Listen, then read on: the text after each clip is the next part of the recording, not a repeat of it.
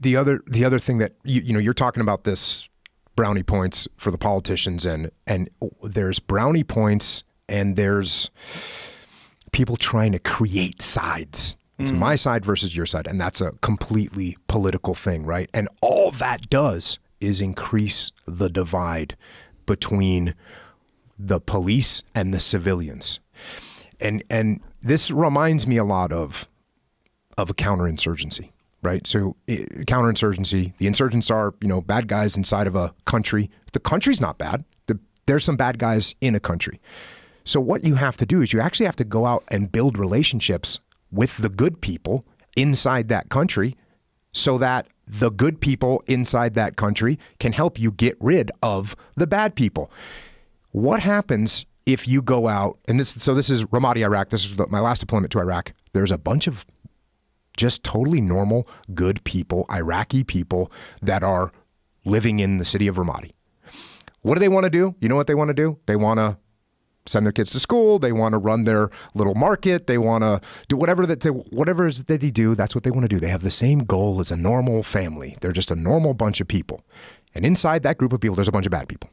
And these are insurgents. Some of them are foreign fighters. Some of them are foreign regime elements from Saddam, but they're bad. And they want to create chaos and mayhem. So Americans, we go in there. If we go in there super heavy-handed, and while I go to capture or kill one bad guy, I kill or maim a couple of those normal civilians, what happens? Well, a couple of those normal civilians' family go, wait, you guys aren't good. You guys are bad. You guys just killed my brother and he didn't do anything wrong. And then we do it again. And then we do it again. And then we do it again. And each time that we do this, we're creating more animosity from the local populace, who, by the way, like I said, they're just good, normal people.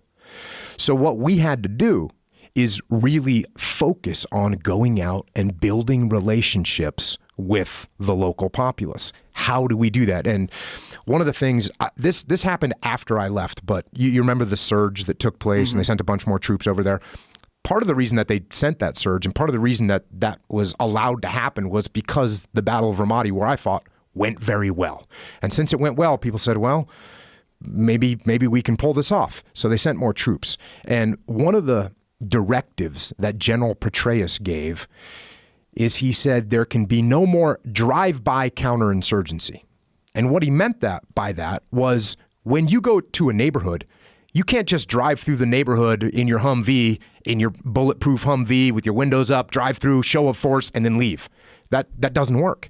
What you have to do is stop your vehicles. You have to get out. You have to talk to the local populace. You have to ask them what's going on. You have to ask them if they need anything.